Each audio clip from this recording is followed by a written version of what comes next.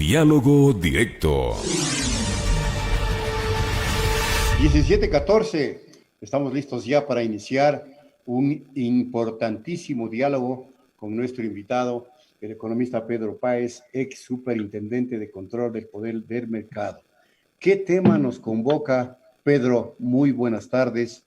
Está la Asamblea por votar un proyecto de ley denominado de finanzas públicas, de regulación de las finanzas públicas, entre otras cosas, en el que se pretende, de lo que sabemos, legitimizar sin límite presupuestario los laudos arbitrales, aparte de una serie de cosas más que estamos seguros perjudican al país.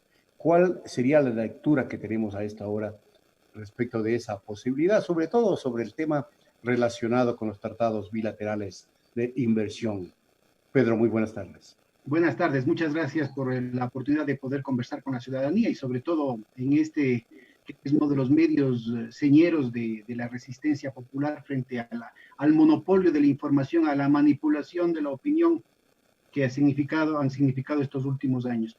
Y yo creo que verdaderamente este es uno más de los temas. Es abrumadora la ofensiva por parte de la oligarquía, del imperio en contra de los intereses nacionales, y es evidente que se trata de una agenda de extremismo neoliberal que se está desplegando en todos los frentes. Es decir, este no es un tema casual, no es una cuestión que ha surgido con la pandemia. Estamos hablando de una agenda muy bien preparada, muy sofisticada, con niveles de detalles en cada uno de los temas de la economía.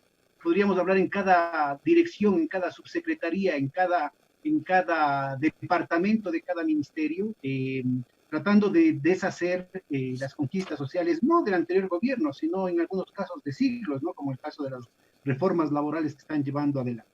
Y la pandemia se ha convertido en una coartada. No es de ninguna manera que por la pandemia se están haciendo las cosas, y estamos a puertas de una serie de reformas de profundas consecuencias, en muchos casos irreversibles, que este gobierno está introduciendo para poner de rodillas a la sociedad ecuatoriana, con un perjuicio para el conjunto de la economía, para el conjunto de los ecuatorianos, y no me refiero solamente a las capas más pobres de la población. Yo estoy hablando de importantes segmentos del empresariado, inclusive del grande, que van a sufrir efectos inmediatos, y no es por la pandemia. La pandemia va a ser la cobertura de un proceso que se lo viene gestando desde hace muchísimo tiempo. Y en lo que mencionas es evidente que por debajo de la mesa están buscando los tiempos, porque esta agenda obviamente tratan de meterla allí donde hay la línea de menor resistencia posible, allí donde no encuentran alguna resistencia o no hay la suficiente información, a la gente desprevenida, consternada por el dolor de los familiares, de los vecinos, de los parientes enfermos o muertos, o por la incertidumbre, ¿no? Y ellos, en cambio, están lucrando del dolor ajeno para salir adelante con sus privatizaciones, con el tema ahorita del petróleo, que es verdaderamente una barbaridad. ¿Cómo puede ser posible que el Estado siga pagando, aunque no sea en efectivo, pero sí en términos de una deuda que se sigue acumulando, a las compañías contratadas bajo estos contratos de prestación de servicios, cuando ellos cotizan 36, 37 dólares en promedio, y en los mercados internacionales el Estado no recibe ni la tercera parte de eso? Entonces, yo creo que esto es una barbaridad. Y parte de esta situación, parte de los mecanismos muy bien planificados para dejarle amarrado al país de largo plazo, es esta traición al plan de gobierno con el que ganó el presidente Lenín Moreno, en el que claramente se hablaba en contra de los tratados bilaterales de inversión. Ahora, no solamente que ya se firmó, mientras la gente estaba preocupada, una puñalada por la espalda, y se firmó a espaldas de la población el tratado bilateral con Brasil, que por cierto Brasil no tiene tratados bilaterales de inversión con ningún otro país, ¿no? Y solamente con nosotros por la relación asimétrica que eso va a significar en perjuicio del país. Hemos tenido varios casos, no solamente el de Odebrecht, no solamente de corrupción, sino inclusive de incompetencia, como el caso de la presa San Francisco, ¿no? Entonces, yo creo que ahí hay que tener mucho cuidado. Los tratados bilaterales de inversión y la apertura a nuevas condiciones de vulnerabilidad del país, para nuevos arbitrajes en los que se van a poner multas kafkianas, multas multimillonarias, totalmente desproporcionadas, lo que están generando es una situación en la que de largo plazo está embargada la riqueza nacional. Ahora, esto de legitimar los tratados bilaterales de inversión en la cuestión presupuestaria es venderle al país, Pedro, Es es terrible, venderle al país. es terrible porque no hay límites, ¿no? No hay límite, por eso. Yo decía kafkiano en términos así de la total falta de sentido común, la total falta de justicia, la total falta de decencia, la obscenidad de este tipo de arbitrajes. Ahorita mismo, después de que Texaco Chevron estuvo acá contaminando durante 25 años el Ajá. territorio, utilizando tecnologías que la propia empresa había prohibido en otras partes del mundo en esa misma época. Pero acá como se trataban de indios, como se trataba de ecuatorianos que estaban lejos, y como tenían la complicidad de los gobiernos anteriores, como tenían la complicidad de los funcionarios y racistas, ¿no es cierto? Y con una actitud absolutamente antiecuatoriana. Entonces, ellos nos demandan a nosotros, los pájaros disparando las escopetas, y por una cuestión ya nos ganaron y ahora todavía no se sabe por cuánto es lo que nos van a poner la multa. Si va a ser el 20% del Producto Sin Interno límite. Bruto o va a ser el 10%. Habrá que darles las gracias si es que no nos embargan la mitad de la riqueza nacional en esta situación. ¿Dónde están los límites? Entonces, esto definitivamente está poniendo una situación que hoy por hoy, a puertas, inmediatamente tiene consecuencias inmediatas, ¿no? Es decir, y tenemos el tema ahorita, por ejemplo, lo que debía ser una finalización del contrato por fuerza mayor con el tema de las petroleras, o al menos la suspensión de la producción de petróleo. Pero están dando largas en el Ministerio de Energía justamente para que el pedido que hizo la presidenta de la Asamblea, señora Cabezas, en el 2018, para que esto tenga interpretación de la Corte Constitucional, desconociendo el artículo 422, que es absolutamente claro y que no requiere ningún tipo de interpretación, les permita acogerse a algún tipo de triquiñuela legal para que después le demanden al país por una situación que aquí y en todas partes del mundo es claramente de fuerza mayor. Estamos ante el tema de las privatizaciones. Contrario a lo que dice la Constitución de manera explícita, están buscando algún tipo de eufemismo, la monetización, la concesión, cualquier tipo de cosa, diciendo, es que estamos contra las cuerdas, no tenemos nada que hacer por la pandemia, cuando esto de aquí lo vienen preparando desde hace muchísimo tiempo. El señor Cuesta tuvo que salir del gobierno formalmente, aunque se sabe que sigue por ahí, ¿no es cierto? Porque se fue de lengua diciendo a quién habían asignado antes de la licitación, antes del concurso, ya tenían asignado la refinería, ahora ya han metido de contrabando también lo que ya anunciaron que iban a poner las joyas de la corona, que son los campos petroleros más importantes, y todo eso, ¿no es cierto?, en perjuicio de la nación, sin ninguna posibilidad de reacción, porque nos tienen la amenaza y el chantaje de un arbitraje internacional. Y más Pero aún, está el problema con esto acabo, solamente para mostrar toda la multifacética gama de posibilidades, de peligros a los que se enfrenta el país en el inmediato. Con el tema de la rapiña de las grandes transnacionales farmacéuticas, ¿no es cierto? Están ahí buscando quién tiene la patente para quedarse con la cura o con la vacuna para el COVID. Inclusive ya asesinaron a un investigador chino que vivía en los Estados Unidos, un jovencito de 37 años, que había descubierto ya algún avance en ese sentido. Lo mataron la víspera. Y casualmente, como suele suceder en estos casos, también terminó suicidado el agresor, ¿no es cierto?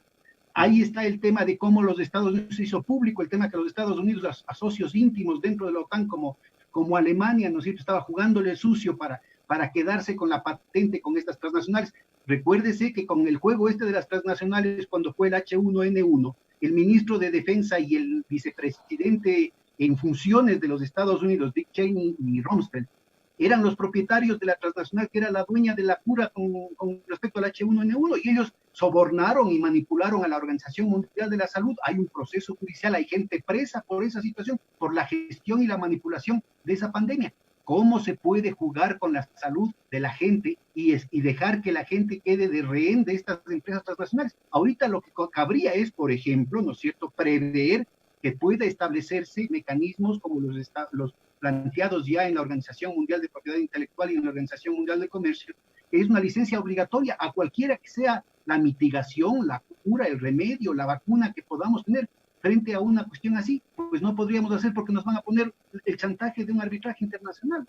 Entonces, fíjate, tremendo. En cualquiera de los frentes, ¿no es cierto?, aunque la gente dice, ese es un tema técnico, en cualquiera de los frentes, el desconocer el artículo 422 claramente oponiéndose al tema de los tratados bilaterales de inversión, significa un perjuicio inmediato y de gravísimas consecuencias para el país. Sin duda, pero este proyecto también tiene otra perla, por ejemplo, es la privatización prácticamente del Banco Central del Ecuador, cuando se está tratando de aprobar su autonomía. Y lo mismo esta creación o la generación de una suerte de super ministro de finanzas que maneje los recursos de todas las instituciones. Y ahí la cosa se pone mucho más grave.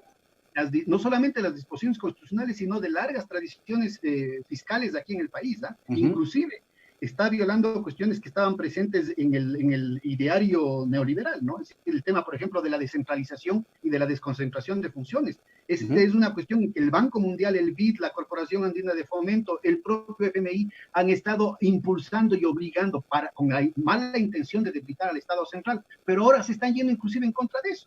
Ahora, en cualquier rato, ¿no es cierto?, el gobierno puede hacer miau a los recursos de cualquier gobierno autónomo descentralizado. Entonces, ¿en qué queda la Constitución? ¿En qué queda todas estas décadas de reforma institucional? Y obviamente, inclusive el IES. Y el IES, que además no es lo más grave. Estatal, ¿no? El IES no es de propiedad estatal, pero el IES es de propiedad de los afiliados. Es decir, es una violación, es un desconocimiento de principios jurídicos, pero en todo nivel.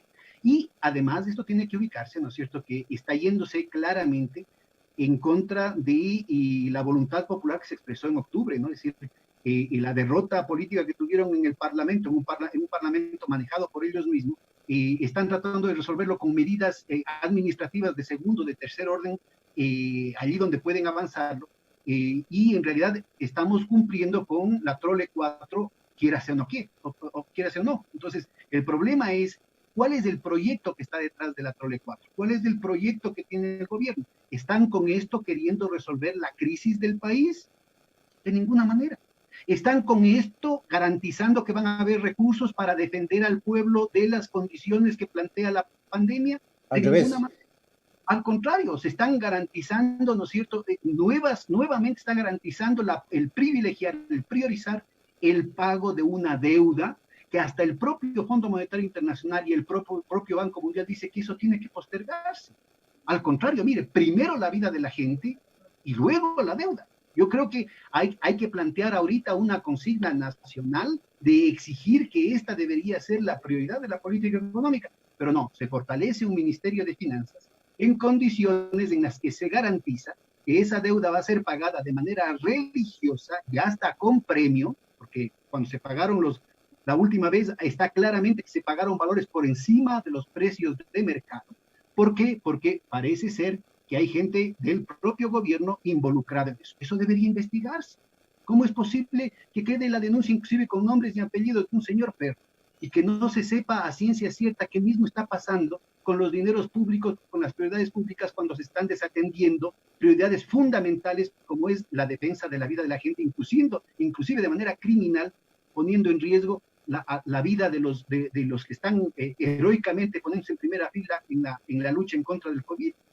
Pedro, ¿qué le diría usted a los legisladores que todavía no votan, pero que están moviéndose en ese cabildeo secreto por debajo de la mesa? Porque la ley humanitaria esta que se denomina de ayuda humanitaria se vota a las 8 y la de finanzas públicas a las 9. De lo que sabemos es que la ministra Romo habría logrado un acuerdo con los legisladores de Pachacutic, los 5, y los diputados de Izquierda Democrática para completar los 70 votos que hacen falta para aprobar estas dos leyes. ¿Qué les diría a ustedes, a estos legisladores que dicen ser de izquierda, para que lo piensen hasta las 8 de la noche y 9 de la noche y no cometan semejante error histórico? Y que se pongan la mano en el corazón. Aquí están jugando con la vida de la gente. Nuevamente van a volver, el día de mañana van a volver con el anuncio de que no hay plata. Pero si cómo va a haber plata, si ya están feriándose la plata de los activos productivos del Estado, que son la principal fuente de recursos estatales.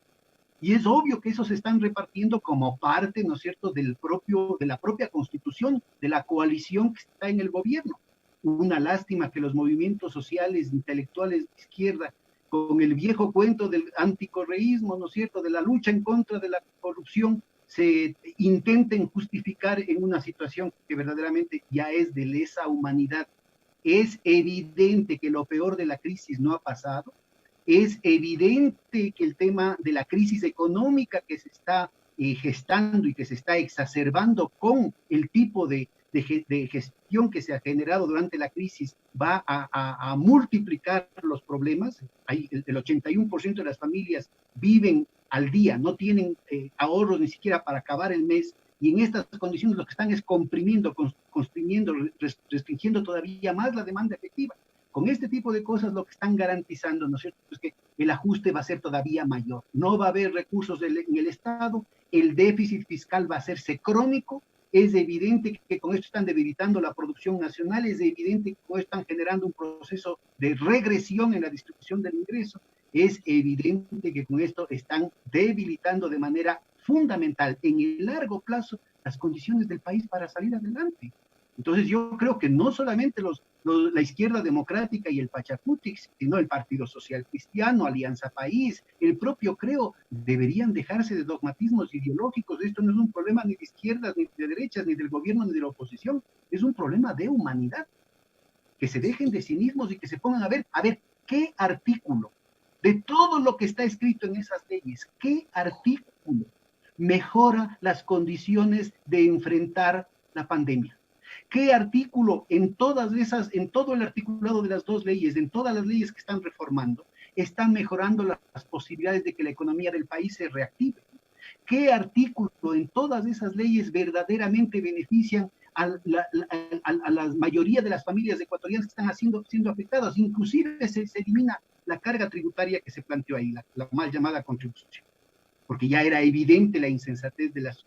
Es obvio que con eso van a tener como pretexto para decir es que no nos queda otra que la privatización. Piense inclusive en contra de lo que dice la Constitución. Entonces, yo creo que el país tiene que discutir seriamente. Pichincha Universal, lastimosamente, es uno de los pocos canales de discusión del tema, pero yo creo que de manera creativa los amigos que nos escuchan deberían multiplicar las ocasiones para discutir de manera muy seria qué es lo que va a pasar con el país. Estamos precipitándonos de manera acelerada a una situación irreversible. Tremendo. Es claro, yo he pedido varias veces a las autoridades que se investigue la situación de los bancos. Hay una situación de mucho riesgo, hay un problema que en términos técnicos se conoce como riesgo moral, que está presente en los indicadores de los grandes agregados. Obviamente no son todos los bancos, pero sería importante averiguar qué pasa con los indicadores de cartera vencida de los bancos y con el cambio de la situación de una época que durante años, por la fuga de capitales masiva que provocaron los grandes bancos, la oligarquía del país, para doblegar a la economía nacional, para manipular y sabotear la economía nacional, en la que se prestaba menos de lo que se captaba. Ahora, en cambio, se está prestando por encima de los depósitos. Habría que ver qué es lo que está pasando, qué es lo que se pretende en una situación en la que ellos son los principales promotores de una política de austeridad, una política de ajuste, en la que ellos saben perfectamente que las personas que están pidiendo créditos ahora no van a poderlos pagar mañana, como ya está pasando en el caso del IES. Eso sí lo promocionan porque quieren debilitar al IES, porque quieren quebrar al IES, porque quieren privatizar también el sistema pensional del país, como lo han intentado tantas veces, pero han sido rechazados de manera repetida en las urnas. Entonces, ¿qué mismo se piensa hacer con el país? ¿Qué pretenden las élites? Y yo llamo la atención inclusive a sectores empresariales, a las medianas y a las grandes empresas, que tuvieron por primera vez en muchísimo tiempo, ¿no es cierto?, un periodo de ampliación de nichos de mercado, de fortalecimiento de nuevas capacidades de consumo en amplios sectores del país, y que de la noche a la mañana, ¿no es cierto?, por un dogmatismo ideológico, por una solidaridad mal entendida de clase, están matando a la gallina de los huevos de oro. ¿A quién beneficia? Más allá de esa oligarquía, más allá de las transnacionales que están actuando de manera pirata sobre el país, que tienen un proyecto de depredación en el país, ¿a quién benefician estas leyes y esta agenda de la que forman parte estas leyes de extremismo neoliberal? Muchas gracias, Pedro. Nos gustaría seguir adelante, pero se nos agotó el tiempo. Pedro Páez, economista, ex superintendente de control del mercado, estuvo con nosotros para reflexionar. Amigas y amigos. Punto Noticias. Estamos cerca de usted.